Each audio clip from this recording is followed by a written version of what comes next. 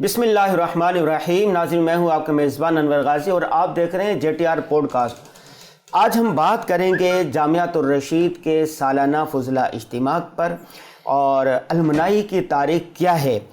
دنیا بھر کے یونیورسٹیوں کے جو فضلہ کرام ہیں وہ اپنے مادر علمی کے کس طرح کن طریقوں سے مدد کرتے ہیں، ان سب موضوعات پر اسٹوڈیو میں گفتگو کرنے کے لیے ہم نے مدعو کیا ہے مفتی عبد المنعم فائز صاحب کو۔ السلام علیکم مفتی صاحب۔ وعلیکم السلام ورحمۃ اللہ۔ کیسے ہیں؟ اللہ کا شکر جی۔ مفتی صاحب، آج کا جو موضوع ہے نا وہ بہت اہم ہے جی۔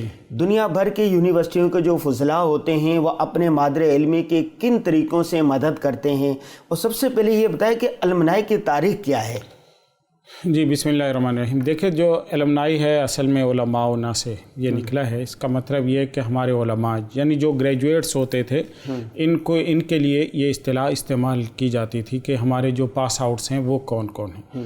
یعنی سب سے پہلے یہ دارالعلوم دیوبند میں استعمال ہوئی ہے؟ اس سے پہلے جی نہیں، اس سے بھی پرانی ہے یہ۔ اصل میں جب اس وقت سے استعمال ہوئی ہے جس وقت جامع قرطبہ ہوتی تھی اندلس کے اندر، مسلمانوں کا جو تعلیمی نظام ہے وہ دنیا پر حکمرانی کرتا تھا، وہاں پورا یورپ پڑھنے کے لیے آتا تھا۔ لیکن اس کا جو باضابطہ استعمال ہے اور جو اس وقت کی معلوم تاریخ ہے جس کے اندر باقاعدہ المنائی ایسوسیشن یعنی فضلاء کے باقاعدہ ایسوسیشن بنی ہوئی ہوں، تو ان میں سب سے پہلا نمبر اب یورپ کا آتا ہے، کیونکہ انہوں نے اپنے ہاں اس روش کو کہ اپنے فضلاء اور پاس آؤٹ سے مادر علمی کا تعلق رہے اور فضلاء کا باقاعدہ ریکارڈ ہو، ان کو بلایا جائے اور ان کو مادر علمی سے جوڑ کر رکھا جائے۔ اس کی جو روایت اس وقت ہے وہ یورپ میں موجود ہے۔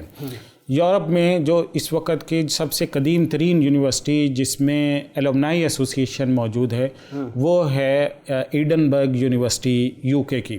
تو برطانیہ کی ایڈنبرگ یونیورسٹی میں 1854 سے المنائی بنی ہے، اور 1854 سے لے کر اب یہ 2 صدیاں پوری ہونے والی، تو یہ اب تک وہ ان کی المنائی ایسوسیشن موجود ہے۔ ہمارے ہاں جو جیسے آپ نے کہا کہ دارالعلوم دیوبند میں بھی اس روایت کا آغاز ہوا تھا۔ دارالعلوم دیوبند کا جو قیام ہے وہ ہوا 1866 عیسوی میں۔ اس کے 1866 عیسوی کے تقریباً جو ہے 10 سال کے بعد 1876 عیسوی میں وہاں جو پہلی بار جو پاس آؤٹس تھے، فضلاء تھے، ان کو جمع کیا گیا دارالعلوم دیوبند میں، اور ان کو مادر علمی کے ساتھ جوڑنے کی ترغیب ہوئی۔ ان میں یہ بات بھی چلی کہ آپ لوگ بھی اپنے مادر علمی کی مالی ترقی کے لیے، اس کی علمی ترقی کے لیے حصہ ڈالیں۔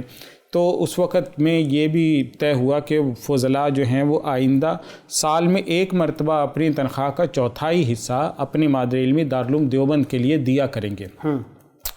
تو یہ یعنی 1876 سے دارالعلوم دیوبند میں یہ شروع ہوا تھا کہ وہاں کے جو فضلاء کرام ہیں، تاریخ دارالعلوم دیوبند میں لکھا ہوا ہے کہ وہ سب جمع ہوئے تھے اور انہوں نے یہ فیصلہ کیا تھا کہ ہم اپنے مادر علمی کے ساتھ کھڑے رہیں گے۔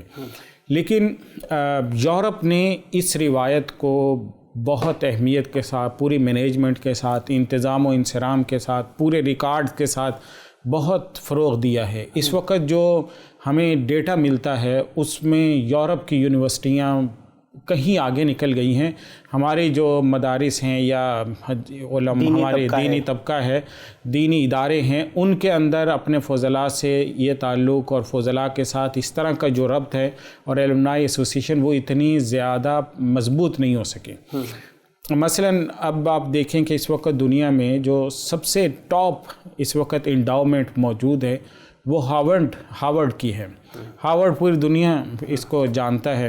اسی طرح دوسرے نمبر پر ییل یونیورسٹی کی ہے، تیسرے نمبر پہ پرنسٹن یونیورسٹی کی ہے۔